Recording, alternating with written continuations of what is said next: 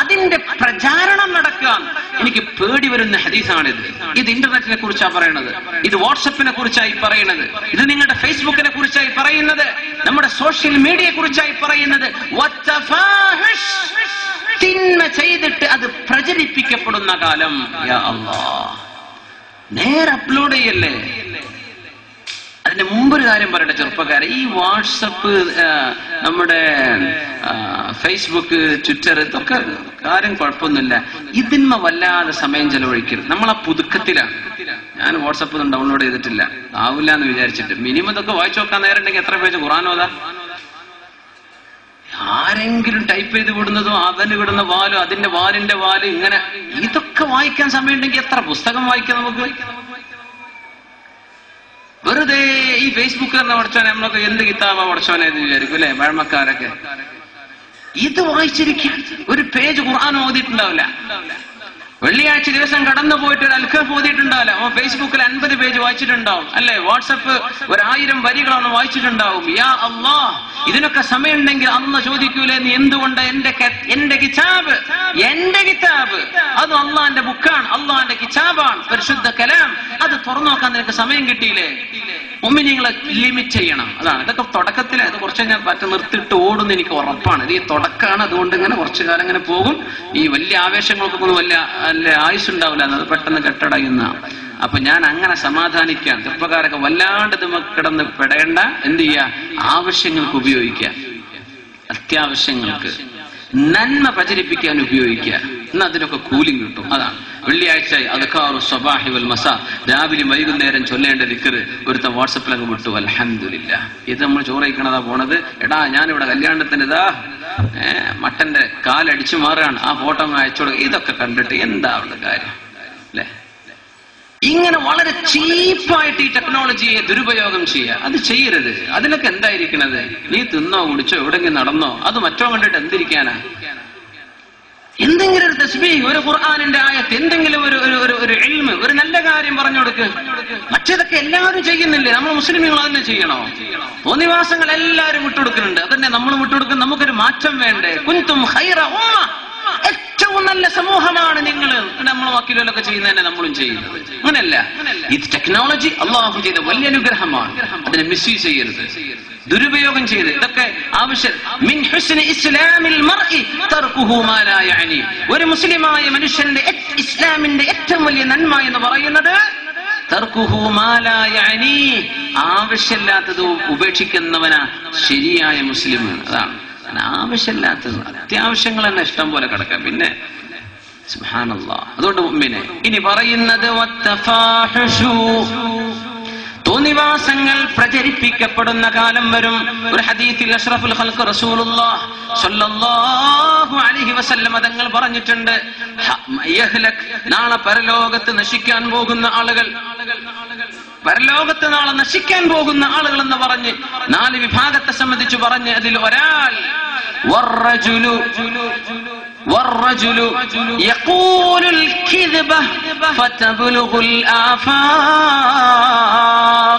ഒരു മനുഷ്യൻ അവൻ നേരം പുലർന്നാൽ ഫയക്ദിബുൽ കിദ്ബ, അവനൊരു നുണ പറയും.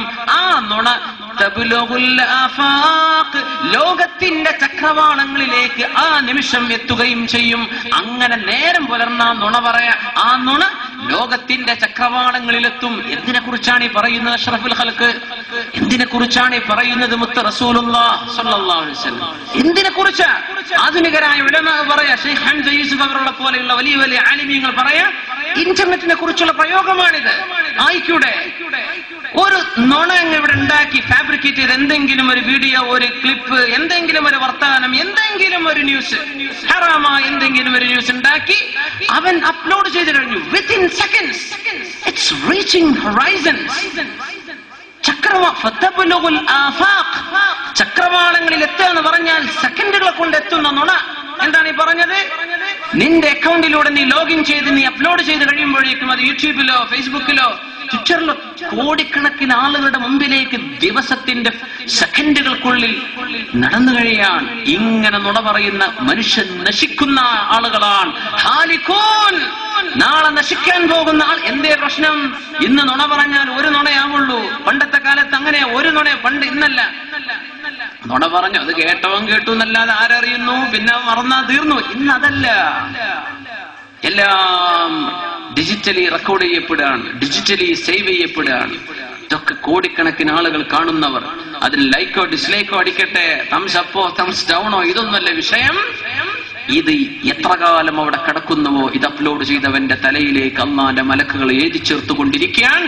ഇവൻ ചെയ്ത നുണ ഓരോ സെക്കൻഡിലും ആരൊക്കെ വായിക്കുന്നുവോ, ആരൊക്കെ കേൾക്കുന്നുവോ, ആരൊക്കെ ആസ്വദിക്കുന്നുവോ, ഇവരുടെ കണ്ണിലൂടെ, നാവിലൂടെ, ചെവിയിലൂടെ കിട്ടുന്ന സർവ്വ തിന്മയുടെയും അംശം എത്ര കാലം അത് ഡിലീറ്റ് ചെയ്യാതെയോ അത് വിഡ്രോ ചെയ്യാതെയോ സൂക്ഷിച്ചു വെക്കുന്നുവോ അത്രയും സെക്കൻഡ് കോടിക്കണക്കിന് ആളുകൾ കണ്ട തിന്മയുടെ ശിക്ഷ ഇവന്റെ തലയിലേക്ക് വരുമെങ്കിൽ ഇവനല്ലാതെ ആരാ പിന്നെ നാളെ നശിക്കാൻ പോകുന്നത്? ഇത് ഗൗരവമുള്ള വിഷയമാണ്. ചെറുപ്പക്കാരുള്ള സദസ്സാണിത്, അല്ലേ? മൊബൈലുകളിൽ സംവിധാനങ്ങൾ, ടെക്നോളജി സംവിധാനങ്ങൾ ഇല്ലാത്തത് ആർക്കാ?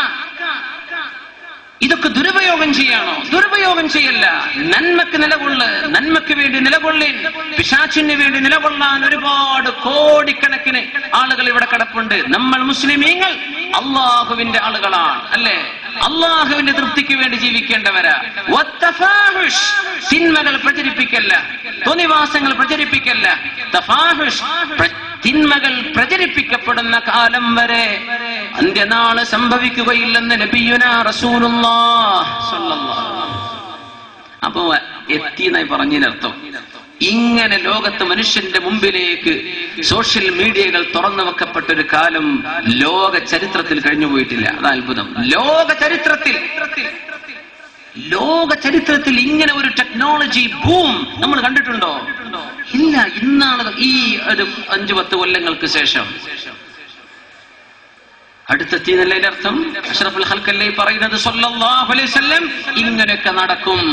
തിന്മ നടന്ന് മൂടിവെക്കപ്പെട്ട് ആരും അറിയാതെ മായ്ക്കപ്പെടുകയല്ല, അത് കോടിക്കണക്കിന് ആളുകളിലേക്ക് എത്തുന്ന രീതിയിൽ വെബ്സൈറ്റുകളിലൂടെ, മീഡിയകളിലൂടെ, സോഷ്യൽ മീഡിയകളിലൂടെ തിന്മകൾ പ്രചരിപ്പിക്കപ്പെടുന്ന കാലം. മനുഷ്യന്റെ ഔറത്തുകൾ, തോന്നിവാസങ്ങൾ, വ്യഭിചാരത്തിന്റെ കഥകൾ, ഈ രീതിയിലുള്ള തോന്നിവാസങ്ങൾ ഈ സമൂഹത്തിൽ എന്ന് പ്രത്യക്ഷപ്പെടുന്നുവോ അന്ന് അന്ത്യനാൾ അടുത്തെത്തിയെന്നറിഞ്ഞോ എന്ന് മുത്ത് റസൂലുള്ളാഹ് സ്വല്ലല്ലാഹു അലൈഹി വസല്ലം. ചിന്തിപ്പിക്കേണ്ടയോ സഹോദരാ ഈ ഹദീസുകൾ? ഗൗരവത്തിൽ ആലോചിക്കേണ്ട നമ്മൾ.